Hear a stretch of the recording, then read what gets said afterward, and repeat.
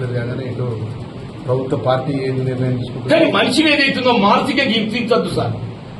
మమ్మల్ని మీరు మానసికంగా హింసిస్తున్నారు. ఎవరైతే కాదని ఒకటికే కథం చేయండి సార్ అంటున్నాను. ఎవరైతే నిర్ణయించుకో ఆ పాపం వాళ్ళ దక్కుతుంది సార్.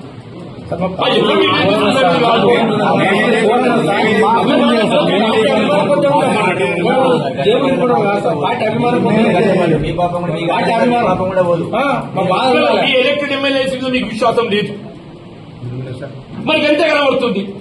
వీళ్ళు 20 మంది సభ్యులు ఎక్కువ ఉన్నారు సార్ అధికంగా.